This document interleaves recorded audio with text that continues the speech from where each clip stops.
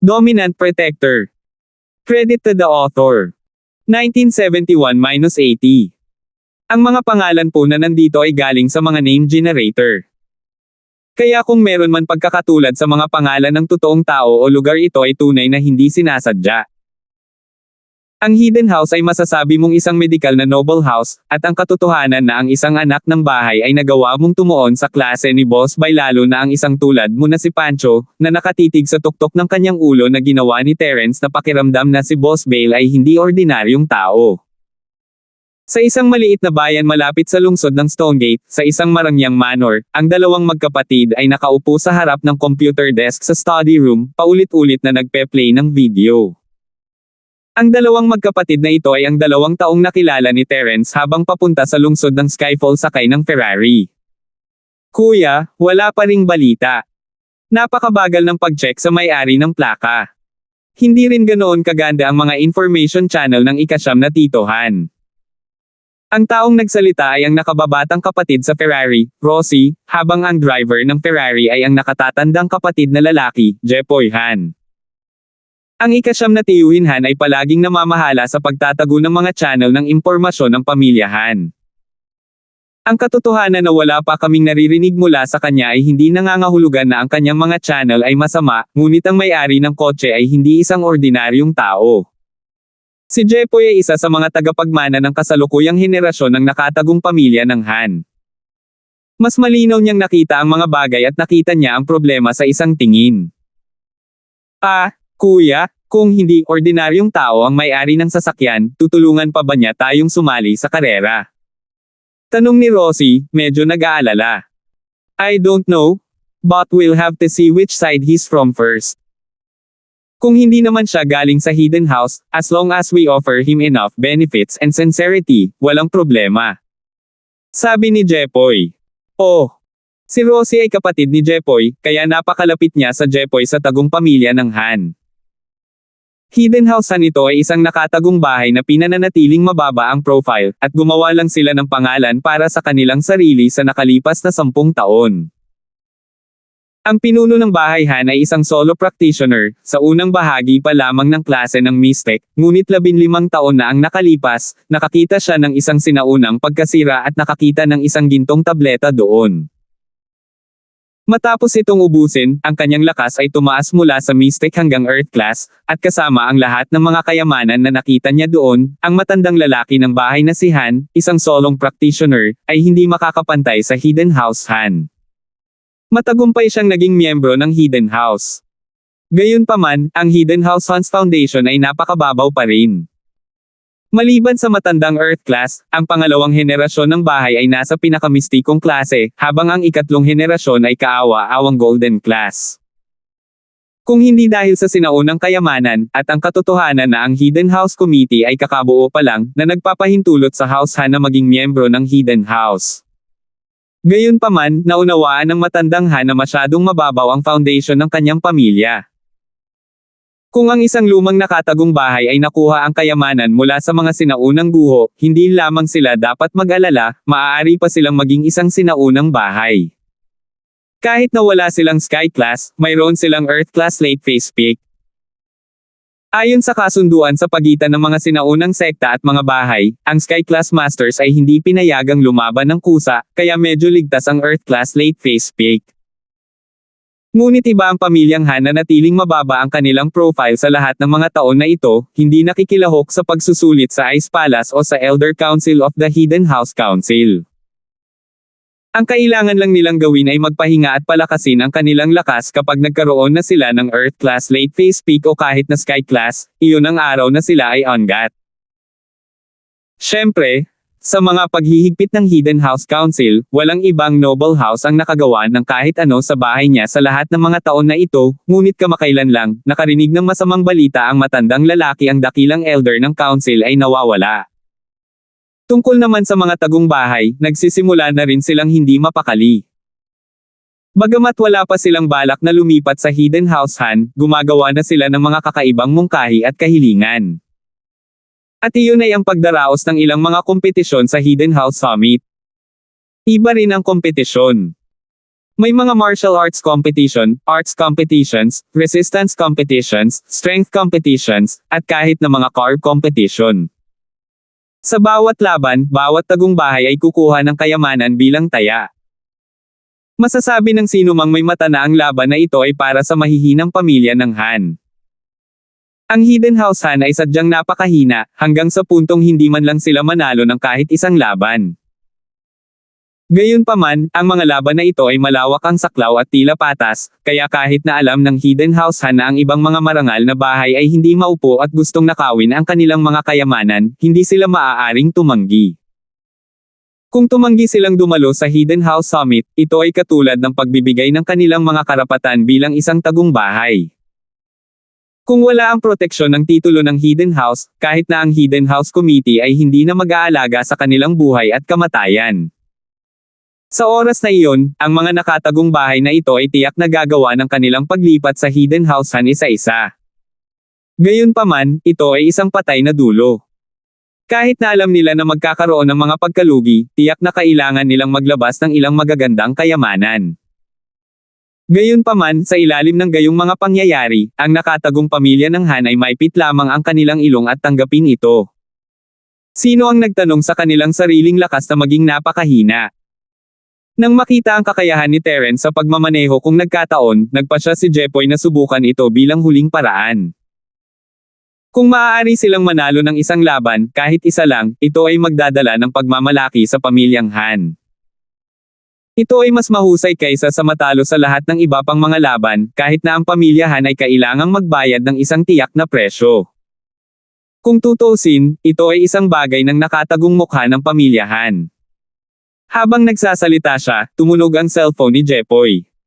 Nang makita ang pamilyar na pangalan sa screen, bahagyang lumuwag ang puso ni Jepoy. Sa wakas, may balita. Ikasyam na tiyuhin. Magalang na kinuha ni Jepoy ang telepono. Kahit na si Tito Han ay hindi isang kagyat na miyembro ng pamilyang Han, siya ay isang maliit na tagasunod ng kanyang lolo. Ang mga sinaunang guho ay natuklasan ng kanyang lolo at niya nang magkasama. Gayunpaman, si Tito Han ay halos kasing edad ng ama ni Jepoy, kaya sila ay sa henerasyon ng tiyuhin. Young Master Jepoy, nalaman namin kung kanino pagmamayari ang kotse, ngunit hindi namin makuha ang impormasyon ng may-ari. Sabi ni Pangsyam na Tito Han. Ano? Walang impormasyon sa may-ari. Bahagyang natigilan si Jepoy. Ang kotse ay pag-aari ng Supernatural Investigation Bureau. Hindi malalaman ng ating mga information channel ang sekreto ng antas na ito. Kung pupunta tayo para humingi ng tulong, huwag na nating pag-usapan kung makakahanap ba tayo ng nakakakilala sa Supernatural na Investigation Bureau. Kahit nakilala nila sila, maaaring hindi nila ito malaman. Sabi ni Pangsyam na Tito Han. Supernatural Investigation Bureau. No wonder. Balita ko maraming may kakayahan doon. Biglang naintindihan ni Jepoy. Bagaman ang mga magsasaka mula sa Supernatural Investigation Bureau ay hindi kasing lakas ng mga nakatagong bahay, sila ay mas mahusay kaysa sa mga nakatagong bahay sa ibang mga aspeto, dahil mayroong maraming mga talento sa lahat ng aspeto. Hindi banggitin ang kanyang mahusay na kasanayan sa pagmamaneho, kahit na ang paggawa ng mga stunt sa isang eroplano ay madali. 1972. Gayunpaman, ayon sa impormasyon mula sa aming mga tao, pagkatapos suriin ang mga ruta ng pagsubaybay sa mga kalapit na highway, makikita namin na ang kotse ay huling nagmamaneho sa direksyon ng Eastern Sea City. Ayon sa aming mga especially iya sa lungsod ng Stonegate, ang kotse ay kasalukuyang nakapark sa Stonegate City Industry University. Sabi ni Uncle Han. Arg! Ikasyam na Tito, talagang tinakot mo ako hanggang sa mamatay. Akala ko wala akong mahanap, ngunit natagpuan mo na. Nang marinig ni Jepoy ang sinabi ng ikasyam na tiyuhin, agad siyang natuwa. Young Master Jepoy, itinuturo ko lang ang background ng taong ito kapag sinabi ko ang mga salitang iyon. Kalmado pa rin ang boses ni Ninth Uncle Han. Saglit na natigilan si Jepoy, ngunit naunawaan kaagad ang ibig sabihin ng ikasyam na tiyuhin Han. Kung hindi pa masyadong detalyado ang ikasyam na tiyo Han at direktang sinabi sa kanya kung nasaan ang taong iyon, hahanapin na sana niya ito. Kung naging mabagal lang siya, tiyak na imposibleng pag-usapan ang bagay na iyon. Sa pag-iisip nito, hindi maiwasan ni Jepoy na magpasalamat. Ayon sa pagpaparehistro sa security office ng paaralan, ang may-ari ng kotse ay isang estudyante ng East Ocean Industry University. Ang iba ay nasa ilalim pa rin ng investigasyon. Saglit na natigilan si Tito Han, parang naisip din niya na kakaiba na ang taong galing sa Supernatural Investigation Bureau ay isang estudyante. Isang estudyante. Paano magiging mula sa Supernatural Investigation Bureau ang isang estudyante? Natigilan si Jepoy. Hindi pa ako sigurado, pero nai-report ko na ito sa Padre de Pamilya. Baka may family meeting na ang Padre de Pamilya, kaya yang Master Jepoy, maghanda ka. Sabi ni Pangsyam na Tito Han. Salamat, ikasyam na tiyuhin. Matapos marinig ni Jepoy ang mga salita ng ikasyam na tiyuhin na si Han, hindi niya maiwasang makaramdam ng labis na pagkaantig. Ang pagpupulong ng pamilya ay isang magandang pagkakataon upang ipakita ang kanyang mukha sa publiko. Hanggat maaari siyang magharap ng mga makatwirang mungkahi sa pag-unlad sa pulong ng pamilya, siya ay lubos na igagalang ng kanyang lolo. Bagamat hindi pa napagdesisyonan ang tagapagmana ng batang Padre de Pamilya, halatang mataas ang tingin sa kanya ng ikasyam na tiyuhin. Sa kanyang henerasyon, ang tanging may pagkakataon na makipagkompetensya sa kanya ay ang anak ng pangalawang tiyuhin, si Rostem. Gayunpaman, kahit na may kakayahan si Rostem, siya ay makitid ang pag-iisip at palaging lumalaban sa kanya. Hindi nagustuhan ng ikasyam na tiyuhan ang kanyang pagkatao. Gaya ng inaasahan, makalipas ang kalahating oras, nakatanggap si Jepoy ng paunawa mula sa mga alagad ng kanyang pamilya na magdaos ng pulong ng pamilya sa bulwagan ng pagpupulong. Sa henerasyon ni Jepoy, siya at si Rostem Han lamang ang kwalipikadong dumalo sa pulong ng pamilya. Pareho silang sinanay na maging tagapagmana ng pamilya. Mabilis na dumating si Jepoy sa meeting room, ngunit naunang dumating si Rostem. Ang matandang Master Han, ang pangalawang henerasyon ng pamilyang Han, at ang ikasyam na tiyuhin na si Han ay naroroon lahat. Si Jepoy ang huling dumating. Tila ang taong nagpaalam sa mga disipulo ng pagpupulong ay malamang na mula sa panig ni Rostem, na sadyang gustong gumawa ng kalokohan si Jepoy. Pasensya na po lolo, natagalan po ako. Sinulyapan ni Jepoy ang mga tao sa meeting room at humingi ng tawad. Sige, maupo ka na. Ang matandang Mr. Han ay hindi tanga. Natural na alam niya na hindi kusa lang mahuhuli si Jepoy. Malinaw na nakita niya ang maliliit na pakulo, ngunit tamad siyang magsabi ng kahit ano. Oo, lolo. Tumango si Jepoy at umupo sa kanyang upuan. Isang hitsura ng pagkabigo ang bumungad sa mga mata ni Rostem.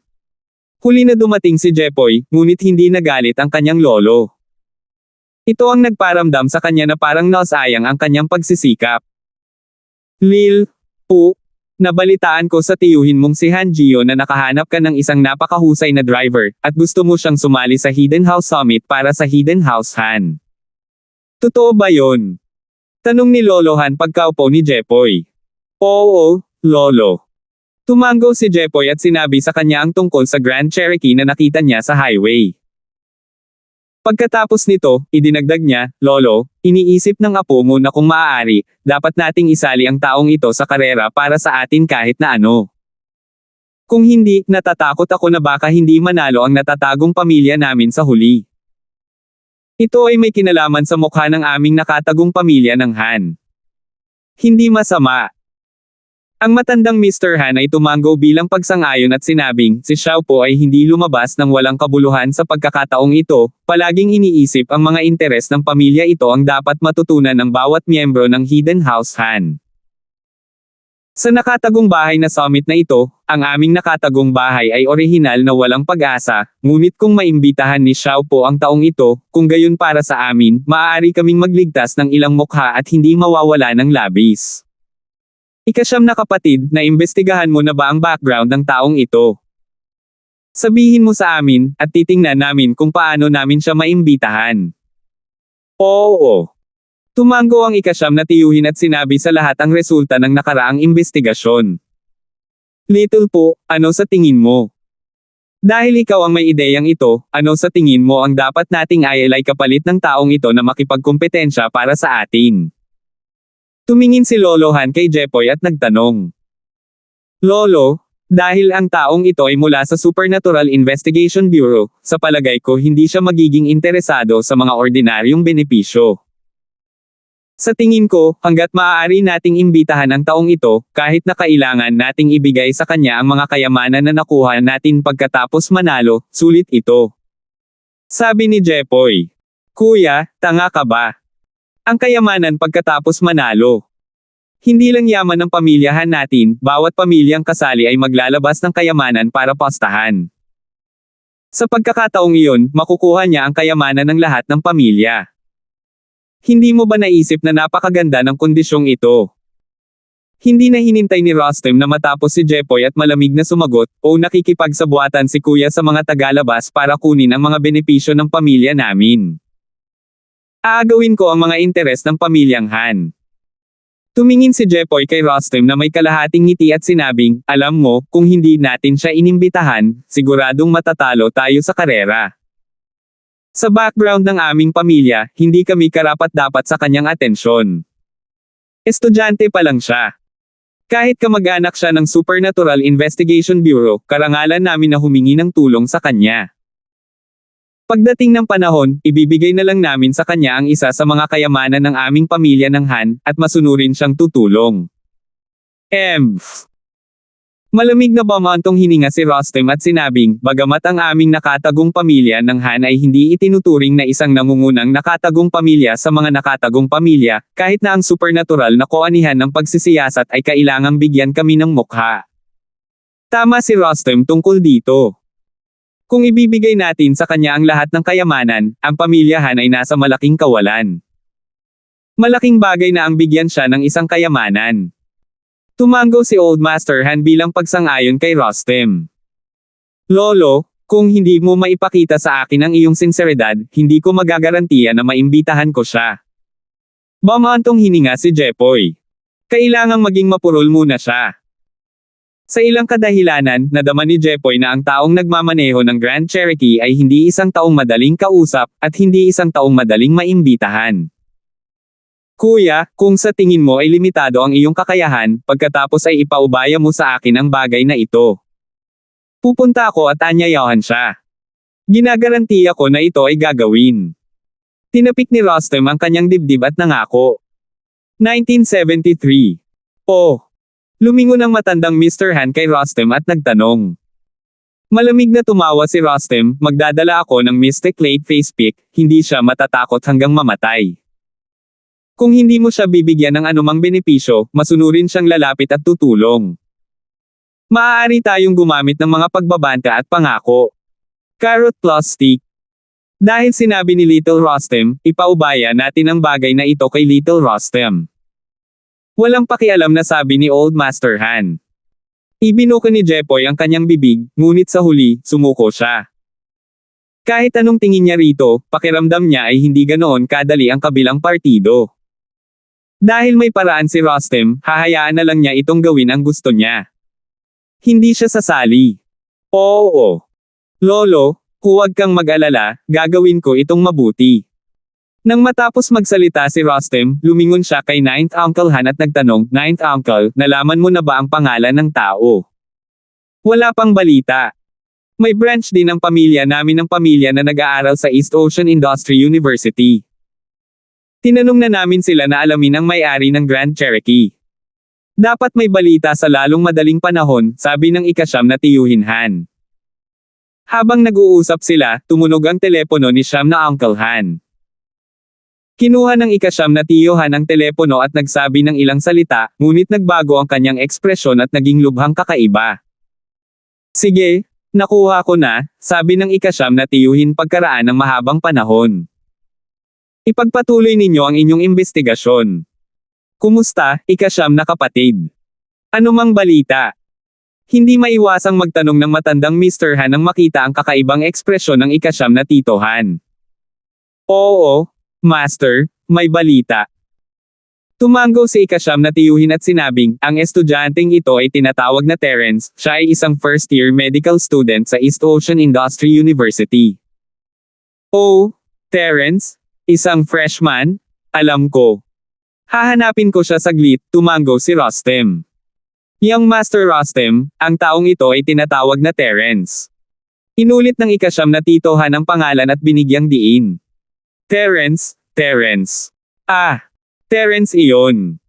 Bumilis ang tibok ng puso ni Rostam nang maisip niya ang bawal na pag-iral sa mga nakatagong bahay. Ang Hidden House York, Hidden House Youngs, at Hidden House na si Hale ay gustong magdulot ng gulo sa kanya, ngunit lahat sila ay bumalik sa pagkabigo. Hindi lamang sila walang ginawa kay Terence, ngunit lahat ng kanilang mga masters ay patay na. Maaari bang itong Terence ay si Terence? Sa isiping iyon, nagbago ang mukha ni Rostam. Nagrereklamo siya sa sarili niya, sinabi niya na banta at susuhulan niya sila ng Mystic Late Face Pick, pero biro iyon. Pagkatapos ng lahat, kahit isang Earth Class Late Face Master ay agad napapatayin ni Terence, lalo pa ang isang Mystic Class Late Face Pick. Ang pagdadala ng isang Mystic Late Face Pick upang maghanap ng problema ay humihingi ng kamatayan. Young Master Rostam, bagamat hindi ko pa nalaman kung ang dalawang Terence na ito ay iisang tao, dahil ang bahay York, bahay mo, at bahay Hale ay natahimik lahat at hindi nagpahayag ng masyadong maraming impormasyon tungkol kay Terence, kaya hindi pa ako nakakasigurado. Normal na sabi ni Uncle Han, ngunit malamig siyang tumatawa sa loob. Hindi mo ba ginusto na maging limelight? Bakit ka tulala? Ito. Og. Nanlamig ang puso ni Rostam nang maisip niya ang mga paraan ng pagpatay ni Terence. Sa mga mata ng mga disipulong nakatagong bahay na ito, si Terence ay halos parang isang Demon King, nakakatakot sa sukdulan. Kung pupunta siya kay Terence para makipag-ayos, papatayin siya bago pa man siya makaabot ng deal. Walang sino man sa Hidden House Han ang maglalakas loob na tumayo para sa kanya.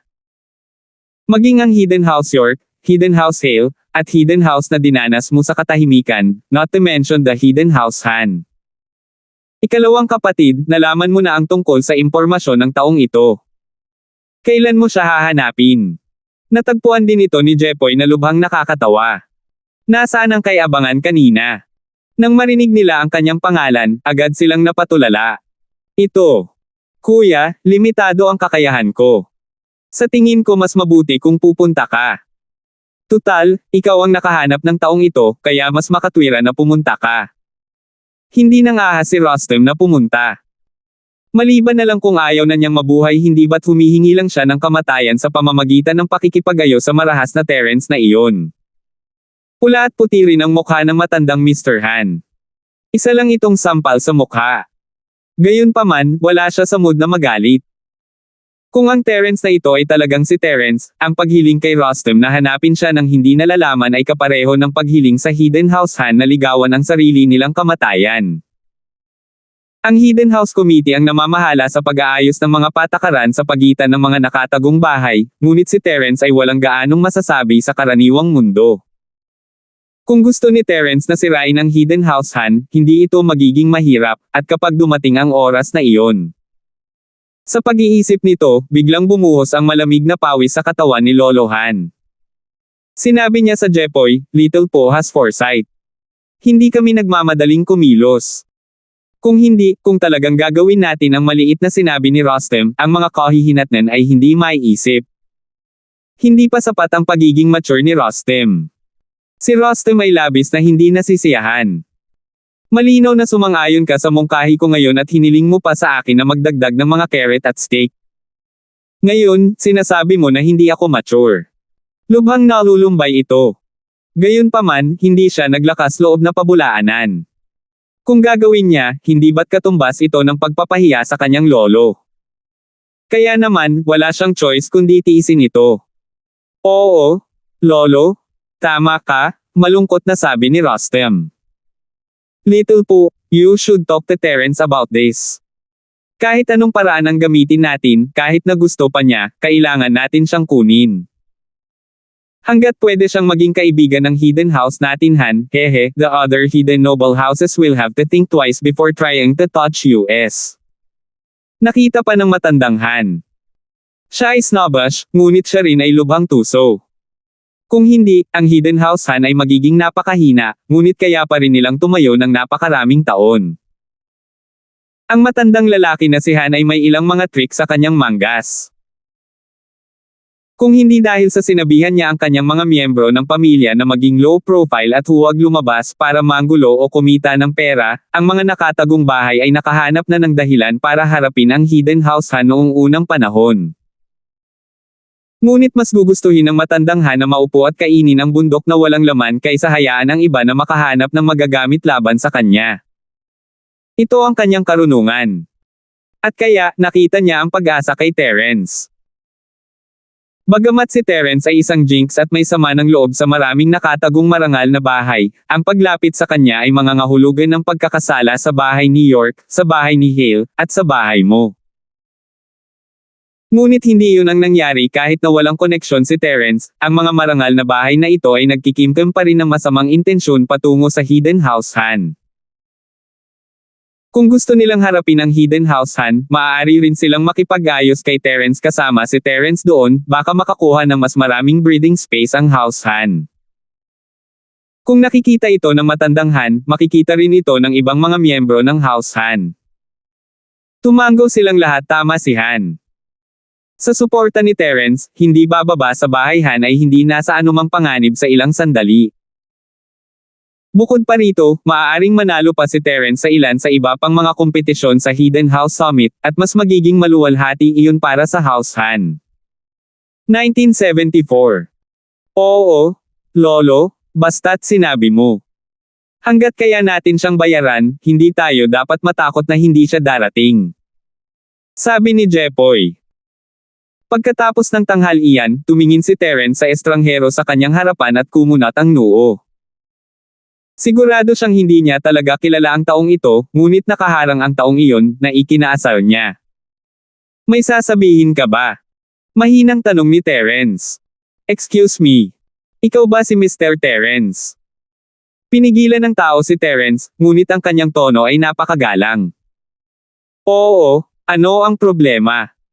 Tumingin muli si Terence sa lalaki. Hindi niya pa rin siya kilala. Ako ay Jepoy mula sa nakatagong pamilya ng Han. Pagbati, Senior Lin.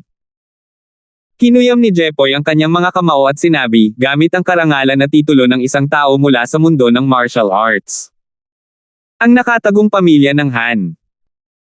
Ito ang unang pagkakataon na nakarinig si Terence ng isang nakatagong bahay, ngunit napahinto siya sa kanyang paglalakad. Dahil ang lalaki ay mula sa isang tagong bahay, kailangan niyang makita kung ano ang kanyang ginagawa.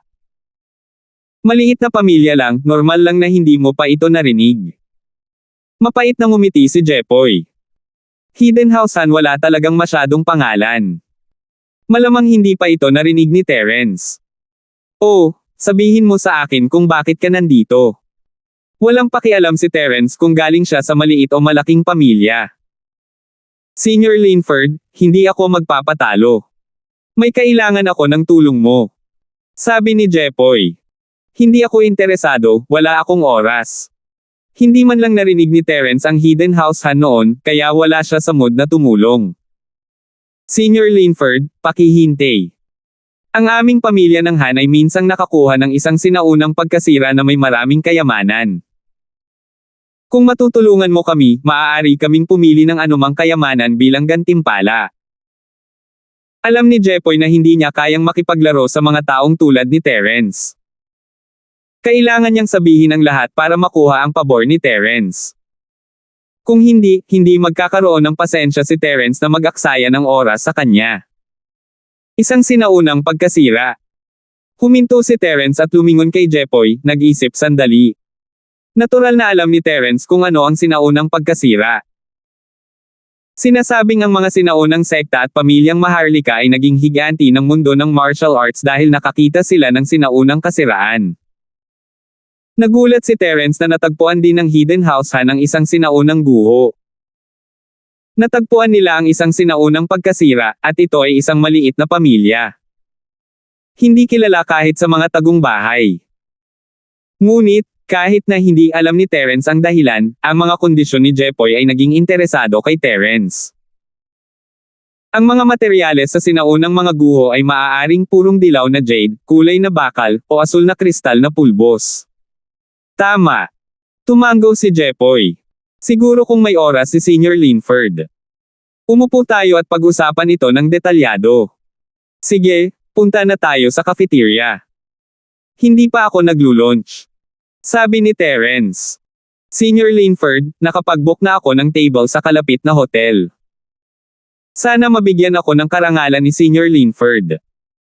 Narinig ni Jepoy na pumayag si Terence at agad siyang niyaya ng nakangiti. Oh, Tara na. Tumango si Terence. Isang Ferrari ang nakaparada sa labas ng gusali ng Departamento ng Biology. Magalang na inimbitahan ni Jepoy si Terence sa kotse at nagmaneho papunta sa Central Business Hotel. Ang Central Hotel ay talagang Central Hotel, iba lang ang tawag. Biglang naisip ni Terence si Jelay, at lumingon kay Jepoy, teka, sasamahan ko ang isang kaibigan na kumain. Sige, walang problema.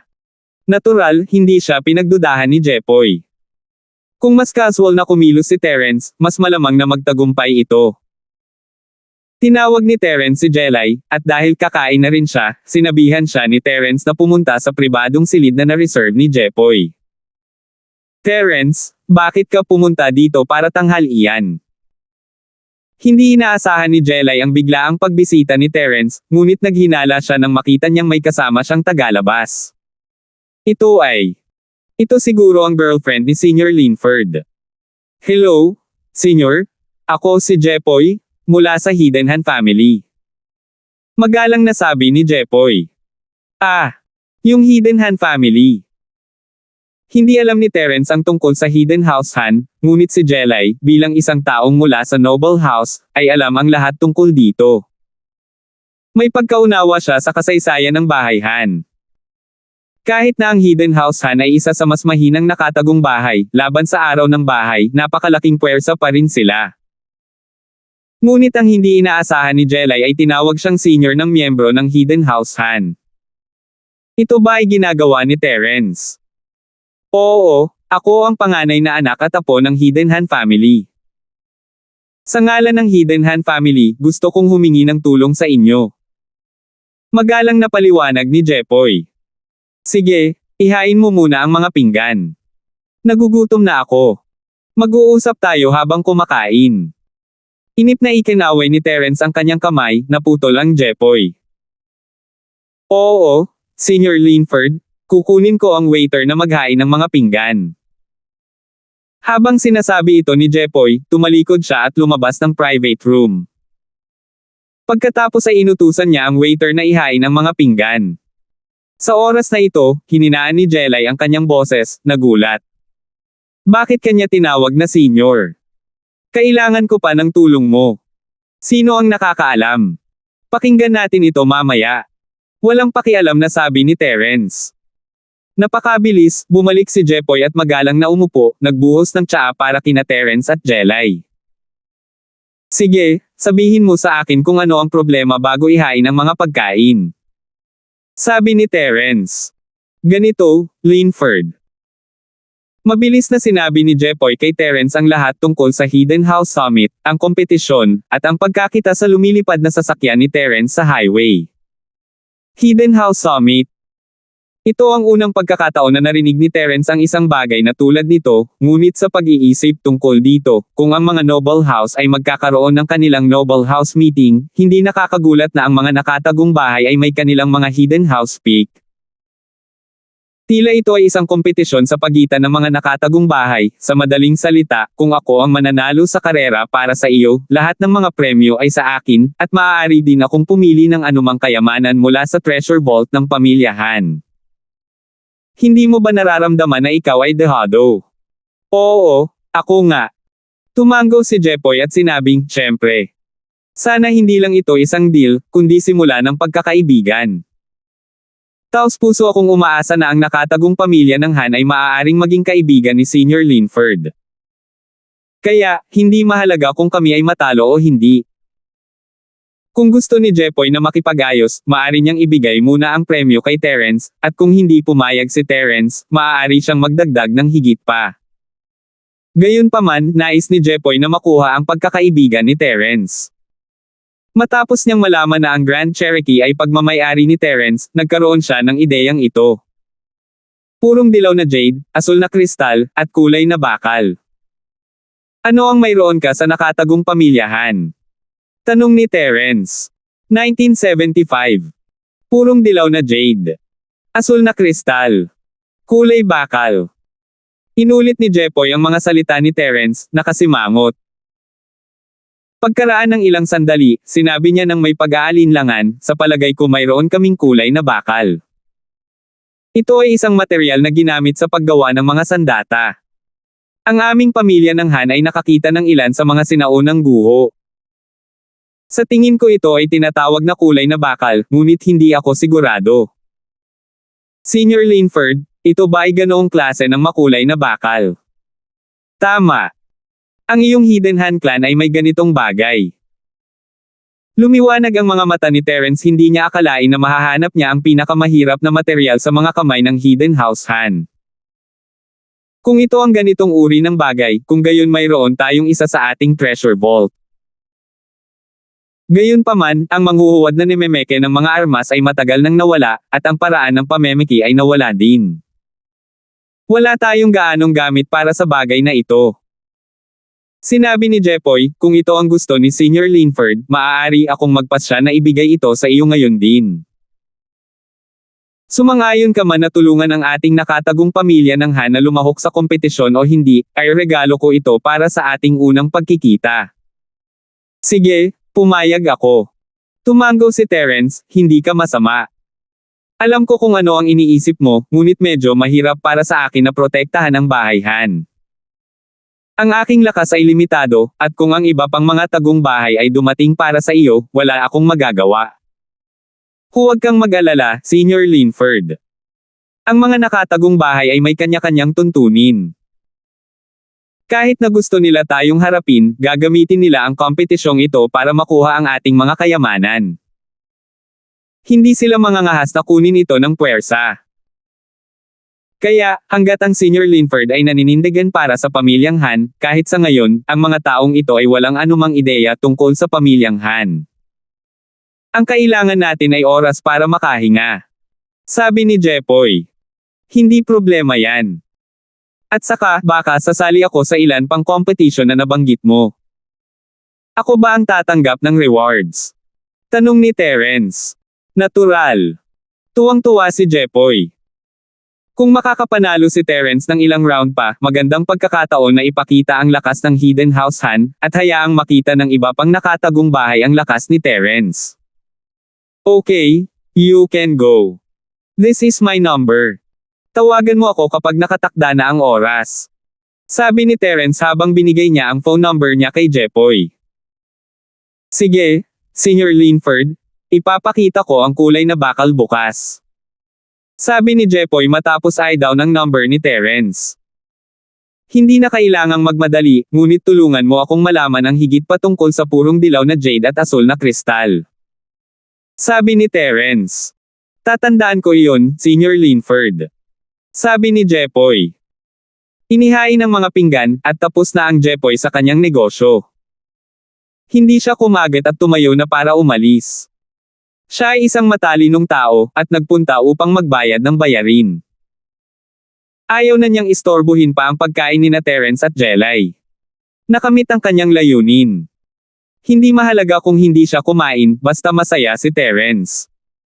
Nakipagkasundo si Jepoy kay Terence at nagkaroon ng magandang relasyon sa kanya, kaya bumalik siya sa Hidden House Han upang magulat. Si Jelay na lang ang naiwan sa kwarto, nagulat habang nakatingin kay Terence. Takot na takot sa iyo ang mga nakatagong bahay na ito ngayon. 3 sa kanila ang nasunog sa huling pagkakataon. Baka may phobia sila ngayon. Nagkibit balikat si Terence, ngunit iba ang iniisip niya. Nasa unang bahagi pa lang siya ng Earth class, at kailangan niyang mag-level up sa lalong madaling panahon. Malakas ang nag-aalab na kamao, ngunit natutunan lang niya ang unang 3 estilo. Maaari lang niyang labanan ang mga mid-phase na Earth class masters sa pinakamaraming paraan, at magiging kapantay niya sila. Imposible kung makakatagpo siya ng mas malakas, kaya gusto niyang mag-level up sa lalong madaling panahon. Mas mabuti kung makuha niya ang pang-4 hanggang ika-6 na estilo.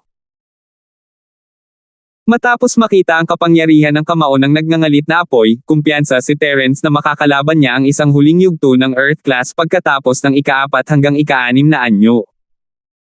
Siyempre, ito ay isang garantiya lamang. Bago nagsimulang mag-training si Terence, ang lahat ay hula lamang malalaman lang niya pagkatapos ng pagsasanay. Kaya ganyan. Tumango si Jelay, tama, ikinumpara ko ito kagabi at nalaman ko na ang mapa. Parang Wulang Haote Mountain Range. Pero huli na ang lahat kagabi, at wala akong mahanap na detalyadong mapa. Kakagising ko lang kanina, kaya mag-online ako para maghanap ng mas detalyadong mapa mamaya. Oh, nahanap mo na. Medyo nagulat si Terence, ginawa ito ni Jelay na parang madali lang, ngunit malamang na hindi siya nakatulog hanggang hating gabi. Nagulat lang si Terence na nakita ni Jelay ang lokasyon sa mapa ng napakabilis. Siguro dahil sa sikreto ng mga magulang ko, syempre mag-aalala ako. Napangiti si Jelay, nahihiya. Naiintindihan ko. Ipaalam mo sa akin kapag aalis ka at sasamahan kita. Sabi ni Terence. Salamat. Pasasalamat na sabi ni Jelay. Pero baka kailanganin nating maghintay. At least, kailangan nating maghintay hanggang matapos ang usapin ng Hidden Hand family. Sabi ni Terence pagkatapos ng ilang pag-iisip. Hindi bale. Pwede tayong pumunta kahit kailan. At saka, baka hindi ito ang bulubundukin ng Wulang Haote. Nararamdaman ko lang na medyo magkatulad ang terrain. Siguro kailangan kong kumpirmahin ito sandali, sabi ni Jelay. Pagkatapos ng tanghalian, bumalik si Jelay sa kanyang silid, habang naghanda si Terence na bumalik sa paaralan.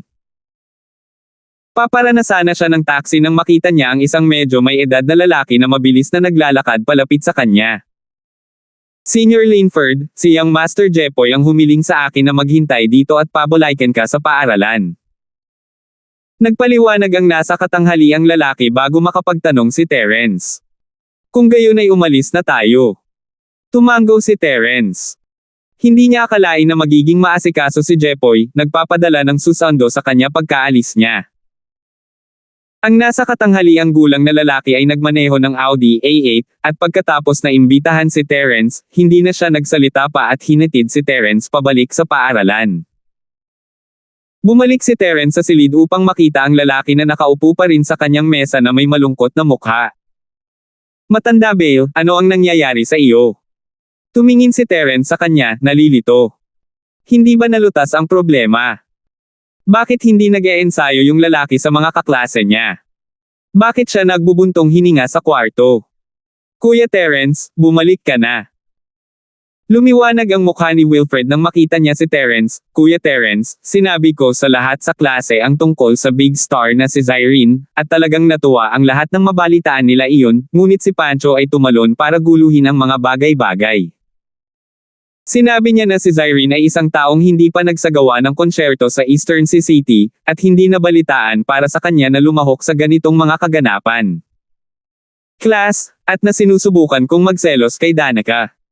At pagkatapos, sumimangot si Terence, iniisip na ang kanang kamay na ito ay hindi huminto. Palagi siyang lumalaban sa kanila. 1976. Pagkatapos, pinanghinaan ng loob ang mga mag-aaral sa klase. Naramdaman nila na kahit gaano pa sila mag-practice, hinding-hindi sila mapapantayan ng babaeng kape, si Sheena, na inimbitahan ni Danica. Kaya, lahat ay tamad na mag-ensayo at bumalik na may saloobin sa paggawa ng mga numero. Sabi ni Wilfred Bale na may mapait na mukha. Hindi nakaimik si Terence, hindi sila naniwala sa kanya. Gayunpaman, hindi katakataka para sa mga lalaki na maghinala kung hindi tinawagan ni Terence si Zyrene sa harap ni Wilfred, hindi siya maniniwala na maimbitahan siya ni Terence.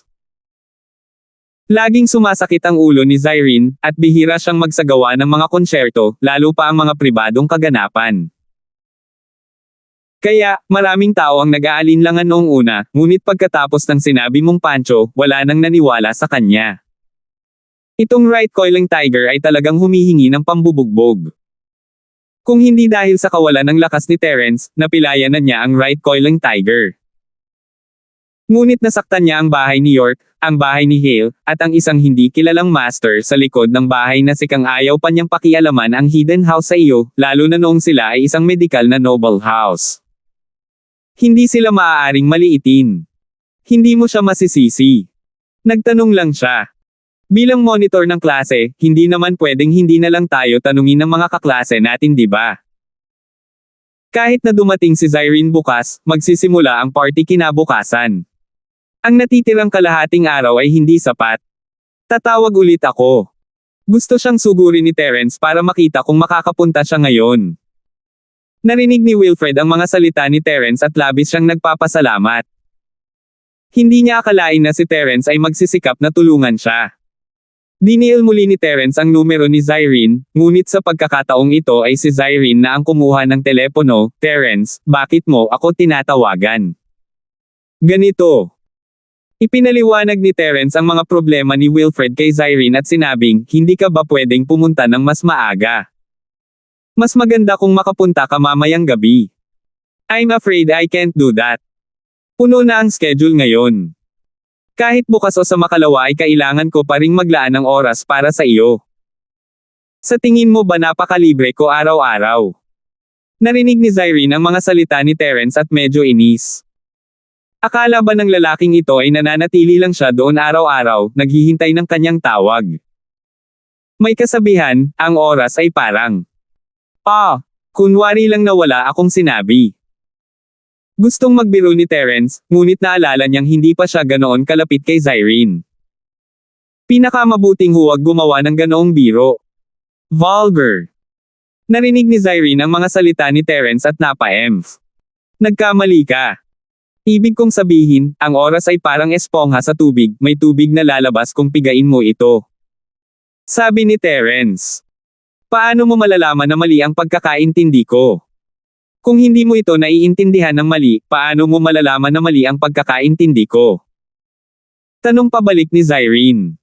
Napagtanto ni Terence na si Zyrene ay talagang isang malaking bituin. Mabilis ang reaksyon niya, no wonder napakakalma niya sa harap ng napakaraming media interviews. Sige, pwede ka bang sumama? Tanong ni Terence. Sa totoo lang napakadaling lutisin ang bagay na ito. May computer ka ba? Mag-video call tayo sandali, pagkatapos ay maaari mong tawagan ang iyong mga kaklase. Kakausapin ko sila ng personal. Sabi ni Zyrene. Magandang ideya iyon, isang computer. Bumagsak ang mga mata ni Terence sa mesa ni Wilfred. Nagdala ng laptop ang bata. Meron. Mayroon ka bang numero ng QQ ko? Idagdag mo ako at padadalhan kita ng kahilingan sa video call. Ang aking numero ay 1212. Sige, sabi niya. Isinulat ni Terence ang kanyang QQ number at ibinaba ang telepono. Lumingon siya kay Wilfred, puntahan mo ang mga kaklase natin, at i-video call sila ni Zyrene. Arg! Ang galing! Sa sobrang tuwa, tumakbo siya palabas ng kwarto para kunin si Terence, na binuksan ang kanyang laptop at nag-login sa kanyang QQ number. Hindi madalas ginagamit ni Terence ang kanyang QQ, nag-apply siya para dito pagkatapos pumunta sa Starfield, at nagdagdag lang ng ilang tao si Jacob, ang Miss, Yasi, at ilang iba pa. Hindi niya ito halos nagamit, at nasa level 2 pa rin siya. Idinagdag ni Terence ang numero ni Zyrene, at pagkaraan ng ilang sandali, ito ay tinanggap. Si Terence ay nagkaroon ng bagong kaibigan sa QQ, na tinatawag na Beautiful Sister Han. Dahil sa pangalang ito, medyo natahimik si Terence, hindi ba ito masyadong narcissistic? Terence. Nagpadala ng mensahe si Zyrene. Hindi siya masyadong sigurado sa pagkakakilanlan ni Terence. Ang id ni Terence ay 01, at mas may personalidad siya kaysa kay Zyrene. Oo, ako, ito, narcissist. Sagot ni Terence. Narcissist. Narcissist ka. Naguluhan si Zyrene sa sagot ni Terence. Ikaw na. Tingnan ang iyong QQ-id, sabi ni Terence. Anong narcissism? Ang ganda niya sa simula. Bulag lang ang hindi marunong magpahalaga, sabi ni Zyrene. Mapait na ngumiti si Terence, parang si Zyrene ay may hinanakit sa kanya. Mabilis na sumagot si Terence nang makarinig siya ng mga yabag mula sa labas ng silid. Sige, nandito siya. Mabilis na isinara ni Terence ang chat window at muling binuksan ito. Ang kasaysayan ng chat ay nawala, hindi niya gustong malaman ng sino man ang tungkol sa kanyang relasyon kay Zyrene. Sige, hihingi ako ng video call. Sumagot si Zyrene at nagpadala ng kahilingan sa video call. Sina Harper at Jimboy ay nananatili sa ibang mga dormitoryo. Nang makita nila ang malungkot na mukha ni Wilfred, pumunta sila sa ibang dormitoryo para makipag-ugnayan. Kung tutusin, hindi naman sa ayaw tumulong ng mga estudyante sa klase, pero wala talaga silang tiwala. Sino ba naman ang hindi magnanais na ang kanilang major at class ay humanga sa mundo sa freshman party? Isa itong magandang pagkakataon para sumikat. Ang 20 o higit pang mga batang ito ay walang asawa. Kapag sumikat ang klase nila, mas madaling makahanap ng girlfriend. Nag-imbite lang si Danica ng isang celebrity na humawak sa kuta, kaya kahit anong pilit nila, hindi sila kapantay nila. Imbes na kalahating araw silang magsumikap at inaabuso pa, baka basta-basta na lang nila itong harapin. Gayunpaman, nang mabalitaan nilang personal silang kino-video call ni Zyrene, lahat sila ay nasasabik muli. Hindi kaya totoo ang sinabi ni Wilfred? Makukuha ba niya talaga si Zyrene? At kaya, ang mga lalaki ay nagsiksikan sa room 444, at tinanggap ni Terence ang video call ni Zyrene. Sa screen ng computer, lumitaw si Zyrene sa casual na damit, hubad ang kanyang mukha. Zyrene, si Zyrene talaga. Ang unang lalaking sumugod sa silid ay nakita si Zyrene sa screen ng computer at sumigaw. Ang monitor ng klase ay hindi nagsinungaling sa amin. Ito ang unang pagkakataon na nakita ko si Zyrene na walang makeup, napakaganda at dalisay niya. 1977. Zyrene, kumusta ka? Ako ang tapat mong tagahanga, ako si Jia Changqing. Nagmamadaling lumapit ang mga lalaki at sinabi kay Zyrene. Kumusta sa lahat, ako si Zyrene. Nakita ni Zyrene na narito ang lahat at ngumiti, nasa recording studio ako ngayon. Gagawin ko ang harmony para sa bago kong album ngayon, kaya nagpahinga ako sa trabaho at gusto kong makipagkita sa lahat. Pwede ba itong isang pre-recorded interview video? Hindi maisip ni Pancho kung paano makukuha ni Wilfred si Zyrene dito. Noon, inimbitahan niya si Zyrene bilang miyembro ng U Family, pero hindi lang siya nabigo, tinanggihan din siya. Dahil dito, labis kang ikinagalit ni Pancho. Hindi siya pinayagan ni Terence na sabihin na siya ang nag-imbite kay Zyrene, kaya malabo lang niyang sabihin na siya ang nag-imbite sa kanya. Ito rin ang dahilan kung bakit walang naniwala sa kanya paano makikilala ng isang estudyante sa unang taon ng isang sikat na bituin tulad ni Zyrene. Oo, Wilfred, pre-recorded video ba ito? Sa oras na ito, may nakarinig ng tama sa pagdududa ni Pancho at agad na naging kainahinala. Young Master Right Coiling Tiger, kumusta ka na? Nagkita ulit tayo. Tamang narinig ni Zyrene ang tanong ni Pancho at mahinang ngumiti. Right Plate Tiger ay hindi inaasahan na makilala siya ni Zyrene, at kahit nakakausapin siya. Napahiya siya, haha, nagbibiro lang ako. Sa harap ng kanyang mga kaklase, ang right plate na si Tiger ay natural na hindi nang ahas na pag-usapan kung paano siya natutulog kay Zyrene. Tinuwanan lang niya ito at iniba ang topic. Gayunpaman, sa puntong ito, walang sino man ang naghinala na ito ay isang pag-record ng video, dahil ang pag-record ay hindi makikipag-ugnayan sa sinuman, at imposibleng makipag-usap sa iyo Pancho. Zyrene, gusto talaga kita. Zyrene, pwede ko bang makuha ang pirma mo? Zyrene, ano ang mga kanta sa iyong bagong album? Maaari mo bang sabihin sa amin ng kaunti? Zyrene, pupunta ka ba talaga bukas? Dadalhin mo ba kami sa freshman party? Nang malaman ng lahat na ang taong nasa harap nila ay talagang si Zyrene, lahat sila ay labis na nasasabik. Sunod-sunod silang nagtanong, at hindi makasagot si Zyrene. Pwede bang tumahimik ang lahat sandali? Naiintindihan ko ang nararamdaman ng lahat, pero limitado ang oras ko rito. Hindi naging madali para sa akin na makakuha ng kaunting bakasyon mula sa aking manager para makilala ang lahat, kaya makinig ka sa akin, okay? Muling dumating ang boses ni Zyrene, at tumahimik ang excited na dorm room. Nipatikip ang lahat nang marinig nila na dumating si Zyrene para salubungin sila dahil sa kanyang abalang schedule. As you all know, pinagkatiwalaan ako ng isang kaibigan na dumalo sa freshman's party kasama kayong lahat. Gayunpaman, dahil sa schedule, makakarating na lang ako sa Eastern City bukas ng madaling araw, kaya limitado ang oras natin. And if we want to get first place, my popularity alone isn't enough, we need everyone's cooperation.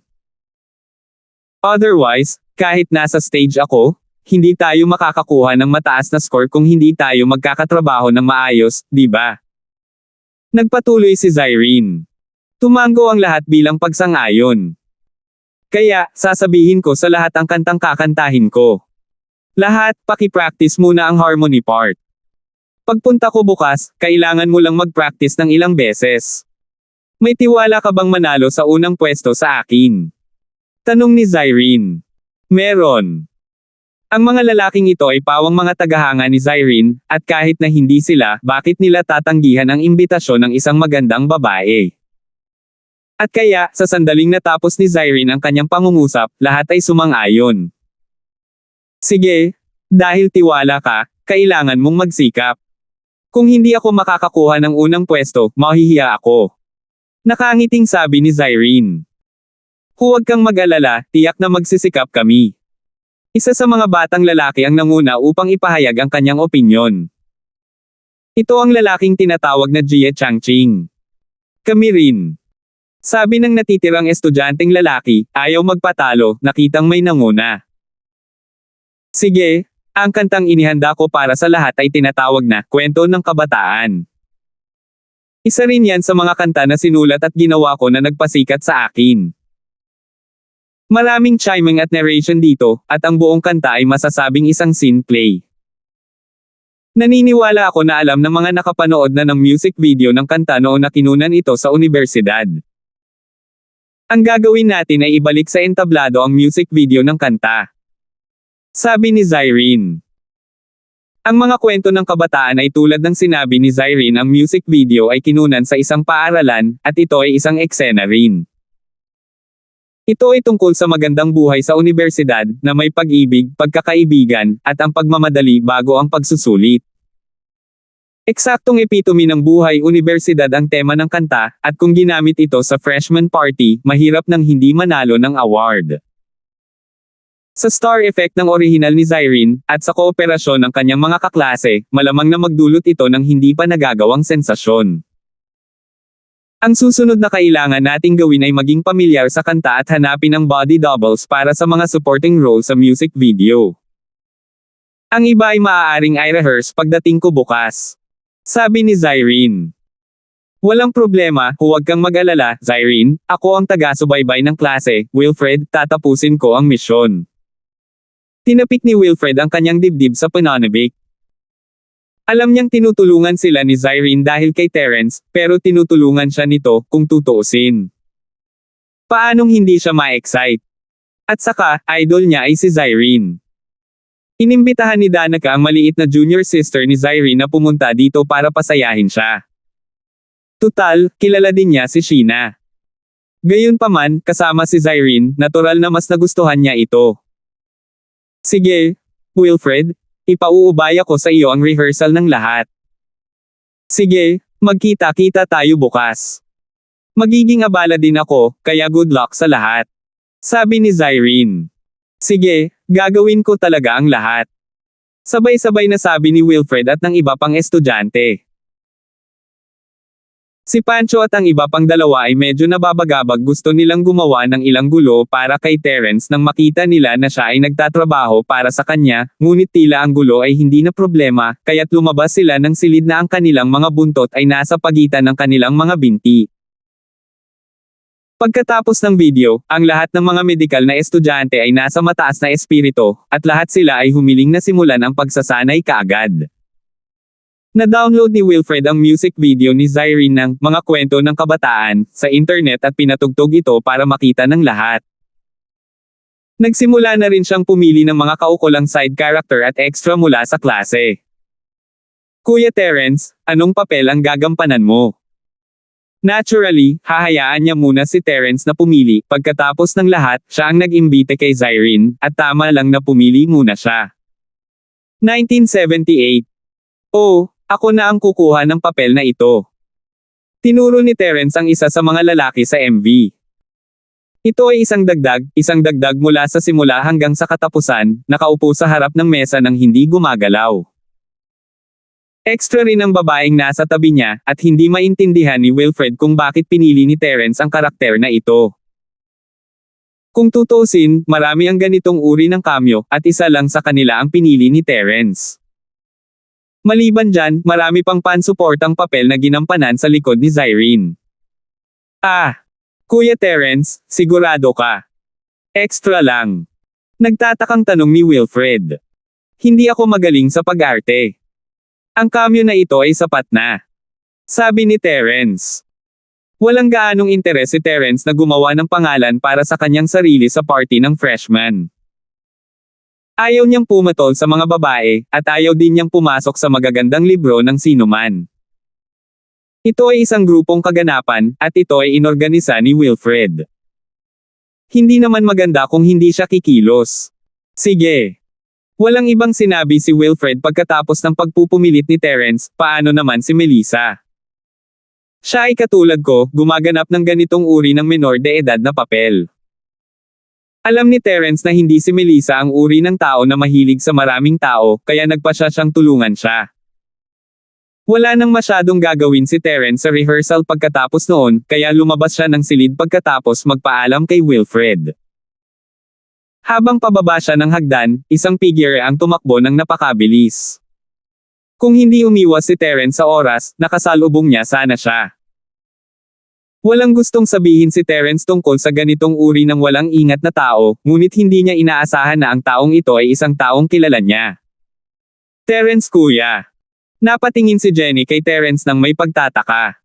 Jenny. Anong ginagawa mo sa boys' dormitory? Tumingin si Terence kay Jingjing, nalilito ba hindi pinapayagan ang mga lalaki sa mga babae, dormitoryo? Wala bang ganoong tuntunin sa male dormitory? Di ba sabi mo kailangan nating mag-rehearse para sa festival? Nandito na ako, tinawag ba ako ni Wilfred? Lalong kakaibang tumingin si Jenny kay Terence, bakit hindi ka nag-e-ensayo?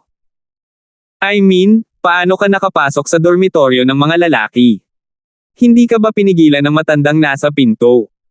Tanong ni Terence. Hindi, bakit niya ako pinigilan? Nakangiti pa nga siya sa akin eh. Tumingin si Jenny kay Terence, nalilito. Tapos umakyat ka na. Room 444, extra ako. Hindi na kailangang mag-rehearse. Sabi ni Terence. Bakit hindi kailangang mag-ensayo ng mga extra? Tanong ni Jenny. Walang dahilan. Nagpasya si Terence na huwag siyang sagutin, kung hindi ay magpapatuloy lang siya. Tapos maglalaro din ako ng extra. Hindi ko na kailangan mag-rehearse. Terence bro, saan ka pupunta? Tumango si Jenny. Uuwi na ako. Sabi ni Terence. Tapos uuwi na rin ako. Pwede mo naman akong ihatid pa uwi. Sabi ni Jenny. Let's go. Hindi mapakali si Terence na tumanggi makakasira ito ng hininga. Aalis si Uncle Fredo mamayang hapon. Bagamat alam ni Pablo na nahanap na niya ang kanyang matagal nang nawawalang asawa, marami pa rin siyang dapat gawin sa korporasyon. Kailangang iulat ni Uncle Fredo ang mga resulta ng kanyang investigasyon sa lalong madaling panahon. Kung maaari siyang magtayo ng isang sangay dito, at pagkatapos ay madalas niyang makilala si Lola Sally. Terence bro, mag-asawa kayo ni Melissa, kaya bakit kayo nagsasama ni Cheryl at Yasi? Pagkasakay sa sasakyan, hindi huminto ang bibig ni Jenny. Una, hindi kami mag-asawa ni Melissa.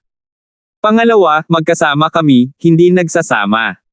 Paliwanag ni Terence. Oh, so single ka, Terence bro? Mahusay iyan, masayang sabi ni Jenny. Hindi, may girlfriend ako. Sabi ni Terence.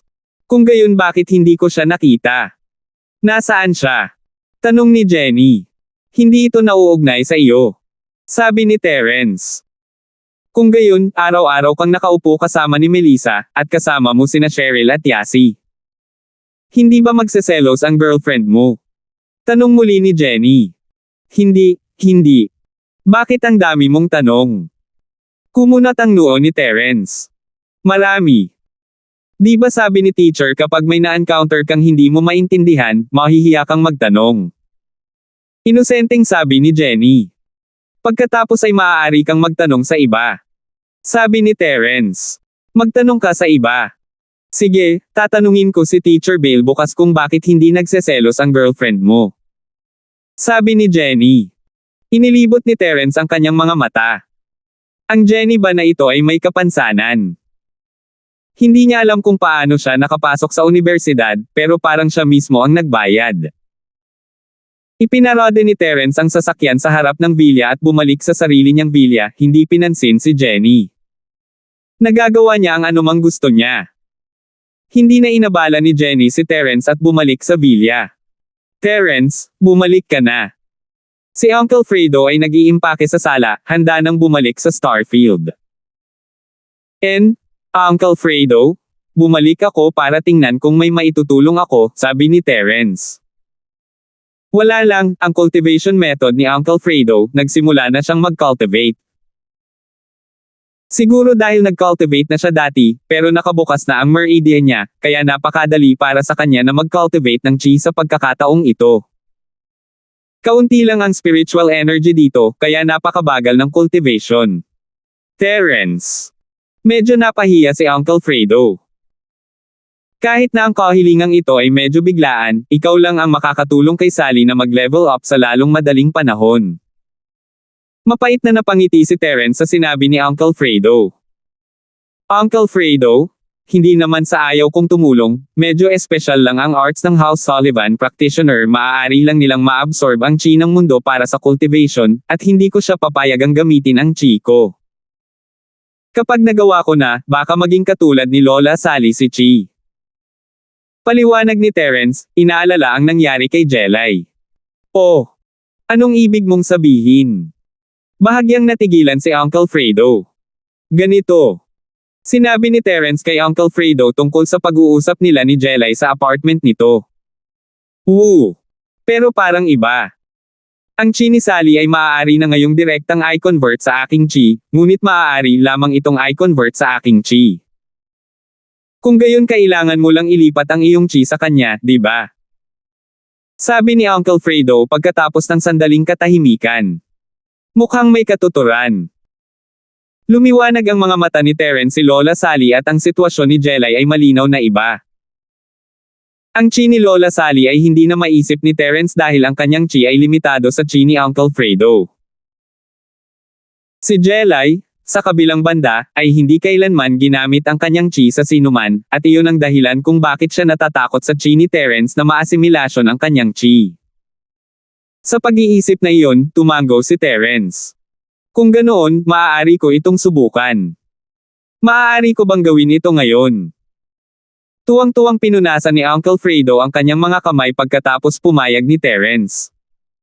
1979. Hindi mahalaga kung mababawi ni Lola Sally ang kanyang dating lakas o hindi, at hindi ito masyadong pinansin ni Uncle Fredo.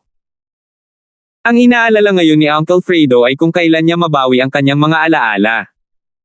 Dahil naisip mo na, subukan natin ngayon. Magsimula tayo ngayon. Tumango si Terence. Anong gusto mong gawin ko? Mabilis na tanong ni Lola Sally. Wala kang kailangang gawin.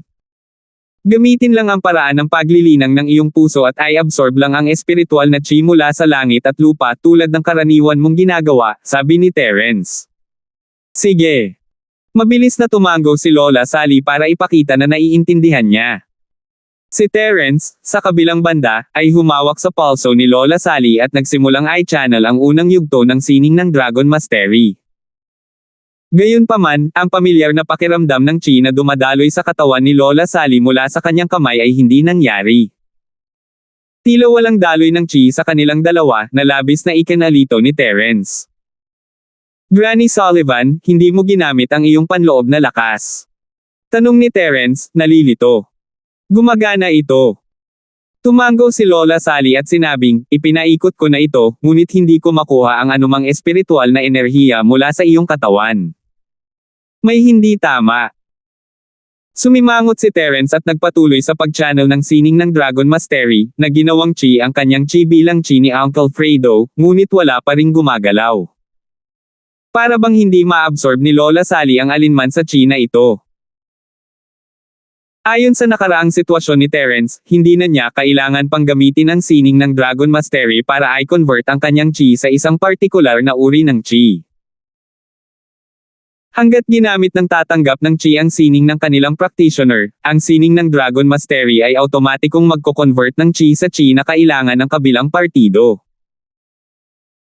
Ngunit may nangyaring hindi inaasahan, hindi lang nagawang i-convert ni Lola Sally ang chi ni Terence sa chi na kailangan niya, hindi man lang niya ma-absorb ang chi na na-convert na ni Terence.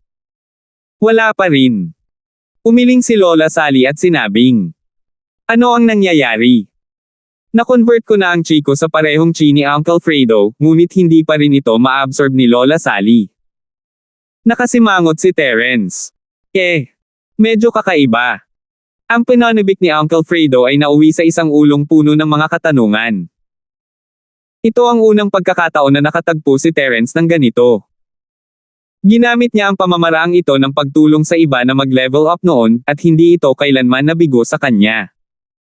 Maaaring ang pamamaraan ng paglilinang ng Sullivan family ay iba sa normal na paglilinang at hindi maaaring mapabuti sa iyong espesyal na pamamaraan. Gayunpaman, naisip ni Lola Sally ang isang napakahalagang tanong. Kung tutuusin, ang pamamaraan ng puso ng pamilya ng araw ay hindi upang linangin ang lakas, ito ay isang uri ng pantulong na pamamaraan ng puso. Auxiliary cultivation method. Parang may pinag-isipan ako. Let me think.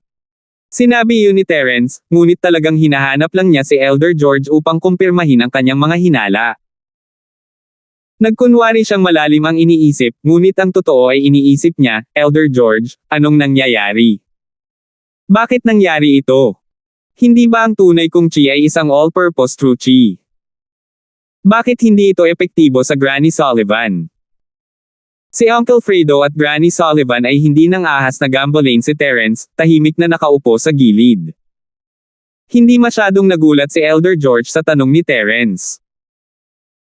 Bulong lang niya sa sarili niya, kung hindi ako nagkakamali, ang mga sining ng practitioner ni Lola Sally ay dapat na sumisipsip ng espiritual na chi ng langit at lupa, na ginagawang isang espesyal na anyo ng enerhiya sa mga sining ng practitioner ng kanyang pamilya Sullivan at iniimbak ito sa kanyang katawan.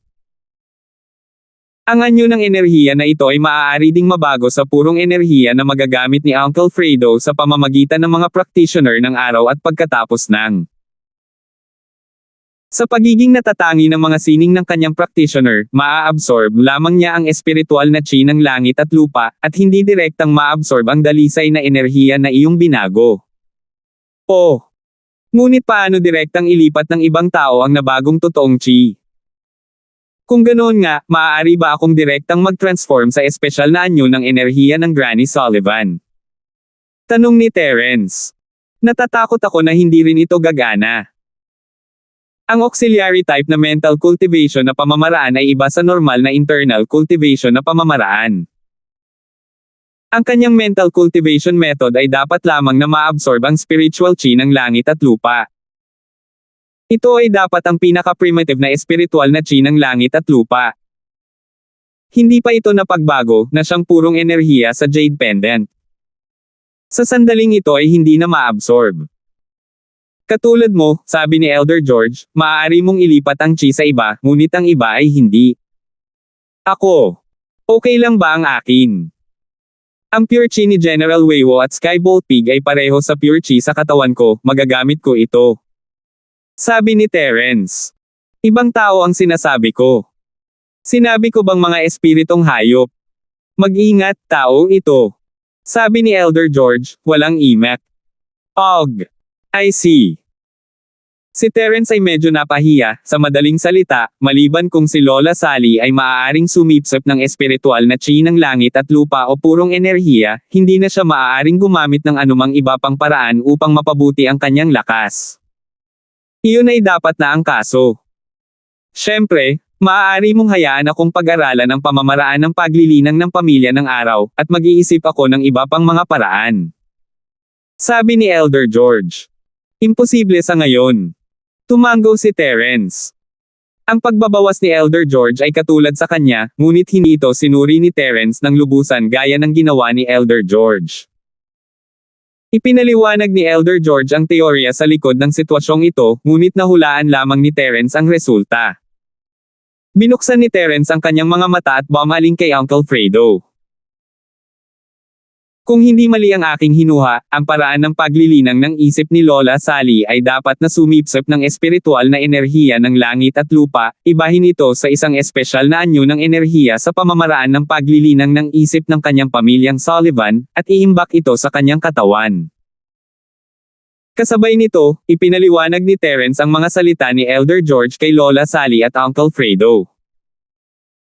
Kinamumuhian ni Elder George ang ganitong uri ng pag-aaral at pag-a-apply on the spot, ngunit wala siyang sinabi.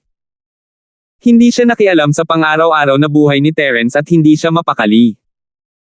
Ginabayan lamang niya si Terence sa kanyang paglilinang. Kaya ganyan. Parang hindi uobra. Labis na nadismaya si Uncle Fredo sa paliwanag ni Terence. Bumantong hininga siya, sa pagkakataong ito, makakaasa lang ako sa sariling pagsisikap ni Lola Sally. Fredo, hindi mo na kailangang mag-alala masyado tungkol dito. Mabuti na lang makuha mo ang diskarte sa puso ng Sullivan family. Ilang oras na lang bago mo mabawi ang iyong memorya. Hindi na kailangang magmadali. Malayo pa ang mararating. Nakangiting sabi ni Lola Sally. Oo, malayo pa ang lalakbayin. Masyado akong nabalisa, tumango si Fredo. Tinanggap mo na ako, at hindi mahalaga kung mababalik mo ang iyong mga alaala o hindi.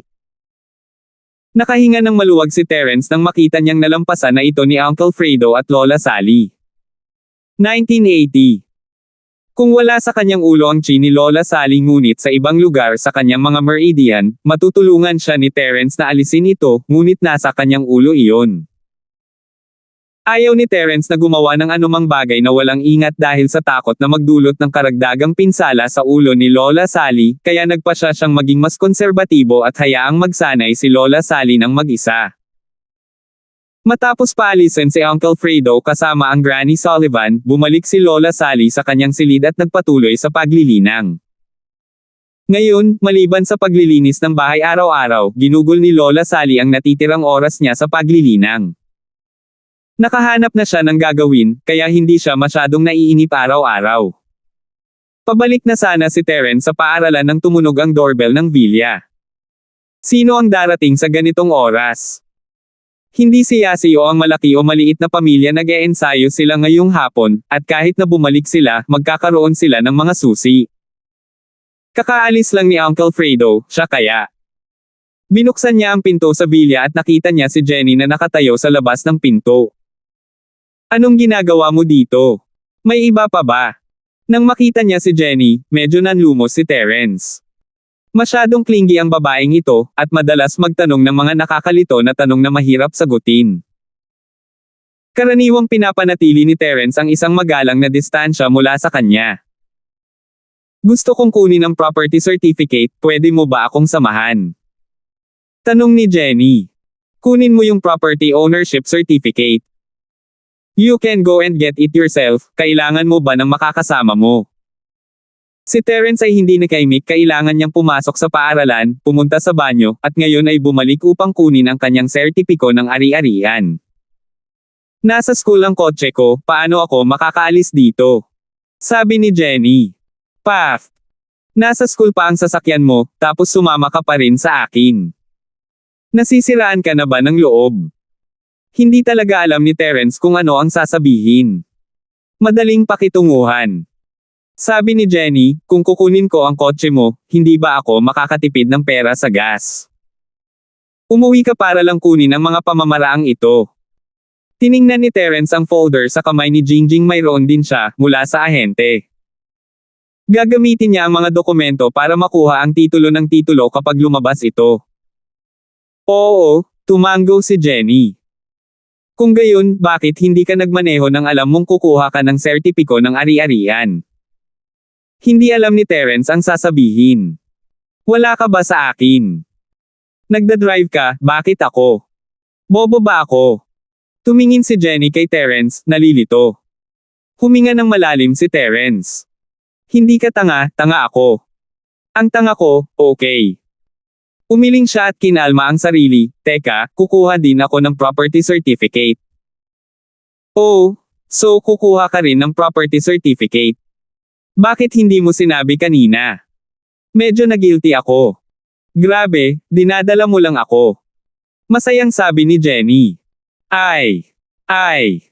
Itinuro ni Terence si Jenny ngunit hindi ito nagsalita.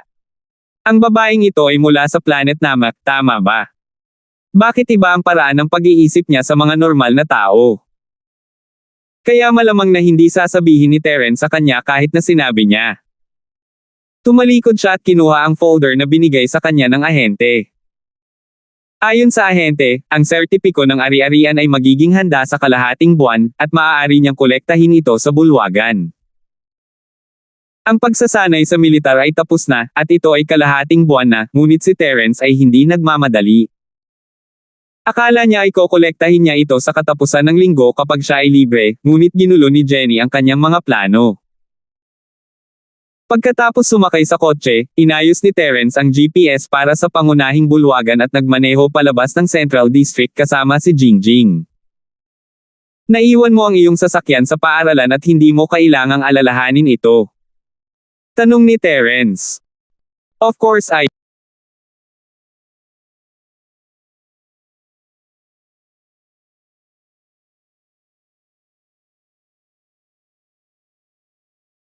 Jingjing or Jenny? Of course I do. Kaya, pwede mo akong samahan sa school ngayong gabi para kunin ang kotse at sunduin ang kapatid ko sa school. Sabi ni Jenny. Gusto talagang sampelan ni Terence ang sarili, ano ba ang bibig niya? Casual lang siyang naghahanap ng topic pero hindi niya inaasahan na mahihirapan siya. Hindi ba pwedeng hilingin mo na lang sa kapatid mo na i-drive ito pabalik? Iminungkahi ni Terence. Hindi marunong magmaneho ang kapatid ko. Sabi ni Jenny. Kung gayon bakit ka bumalik sa aking kotse? Libre ka ba? Si Terence ay nasa bingit ng masira kung hindi dahil sa katotohanang dumaan siya sa mahigpit na pagsasanay, at ang kanyang mental na lakas ay nasa ibang antas. Bakit mo nasabi? Hindi mo ba susunduan sina Cheryl at Yasi ngayong gabi? Tanong ni Jenny. Mabuti naman. Pareho silang marunong magmaneho. Hayaan mo silang tulungan ang kapatid mo na ibalik ang sasakyan. Naisip ito ni Terence at pumayag. Kailangan pa niyang sunduin sina Cheryl at Yasi. Sige. Okay. Sumang-ayon kaagad si Jenny. Nakahinga ng maluwag si Terence at magsasalita na sana nang nagpatuloy si Jingjing pero walang susi ng sasakyan ang kapatid ko. Kailangan nating pumunta at ibigay sa kanila ang susi. Magpanggap ka na lang na wala akong sinabi. Sabay tayo sa school mamayang gabi.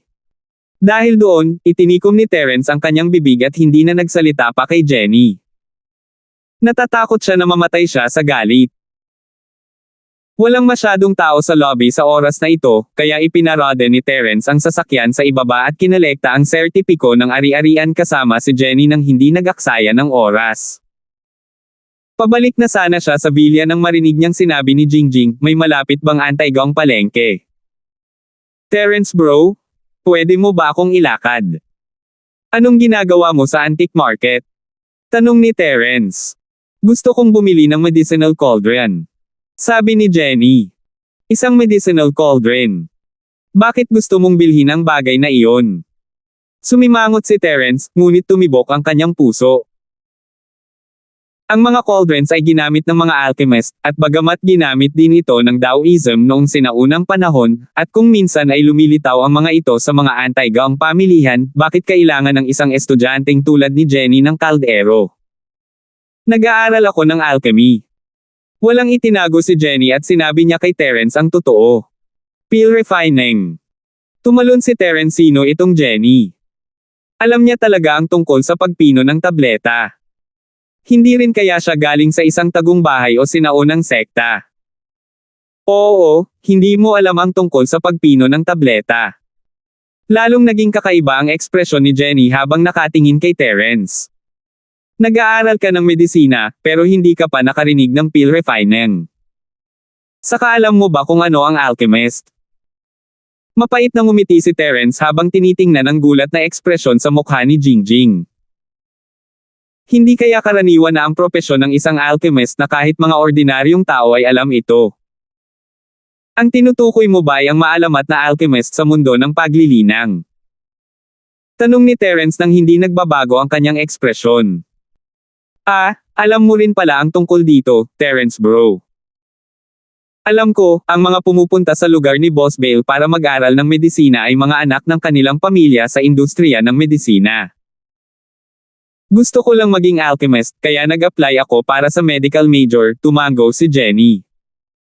Alam mo ba kung paano maging isang alchemist? Nagpatuloy si Terence. Salamat po at sinamahan ninyo ako, ingat lagi mga master.